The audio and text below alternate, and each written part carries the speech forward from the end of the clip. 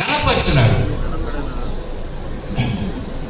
బ్రతుకు మూలంగా అయినా సరే, సాగు మూలంగా అయినా సరే ఎవరిని కనపరిచాడు ఆయన?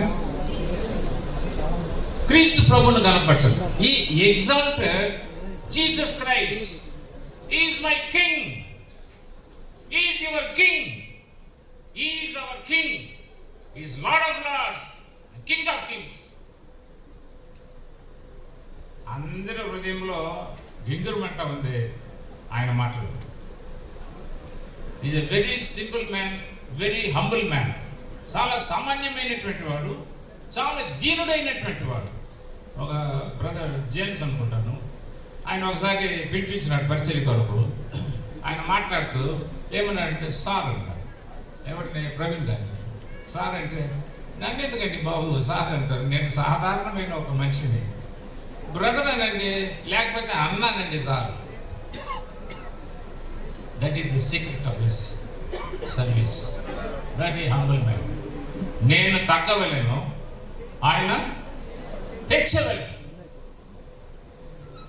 నేను ఆయన ప్రభు దగ్గర వెళ్ళిపోయిన తర్వాత ప్రపంచం అంతట్లో కూడా మారి మోగిపోతుంది ఆయన యొక్క సాక్ష్యం. అన్యులేమి, క్రైస్తవులేమి, ప్రతి దేశానికి చెందినటువంటి ప్రతి రాష్ట్రంలో తెలుసుకుంటున్నారు. తద్వారా దేవుని యొక్క సువార్త అనేది అనేక మందికి అందుతుందండి.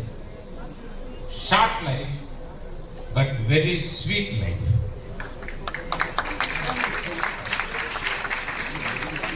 మనం అనుకుంటున్నాం ఆయన ఇంకా కొంత ఉండి ఉంటే ఇంకా గొప్ప సేవ చేసేటువంటి వాడు అని మన యొక్క ఆలోచన. మీ తలంపులు వేరు, నా తలంపులు వేరు, దేవుని యొక్క తలంపులు వేరు. అంతవరకు దేవుడు ఆయన నిర్ణయించి ఉంటే nobody can change his council. దేవుని యొక్క ఆలోచన ఎవ్వరే కానీ మార్చలేదు. ఓకే, మామూలు అంటే అది మేము ఏది చేయ అయిపోతుంది. నేను చెప్పాను కదా, అయిపోతుంది. అయిపోతుంది. మీరు అయిపోయేటప్పుడు డిస్టర్బ్ చేస్తే ఎట్లా? మీరు సేవకుల్ని గౌరవించేది ఇక్కడ జస్ట్ 1 minute. మీరు ఏం లేదు, అయిపోయింది. కనుక మన యొక్క జీవితం అంతా ఒకటే. క్రీస్తులో మనమందరం ఏకమే ప్రభువును గణపరిచి ఆయన మహిమ కొరకు జీవించి ఆయన మనం సేవించాలనేటువంటి అన్ని పరిస్థితుల్లో కూడా నిందలు వస్తాయి, కష్టాలు వస్తాయి, బాధలు వస్తాయి, బట్ అన్నిటిలో కూడా ప్రభు కొరకు నిలబడేటువంటి వాళ్ళు, ప్రభువును గణపరిచేటువంటి వాళ్ళు, ఆయన మహిమపరిచేటువంటి వారితో ఉండినట్లు ప్రభు మనకు సహాయం చేయను కాక.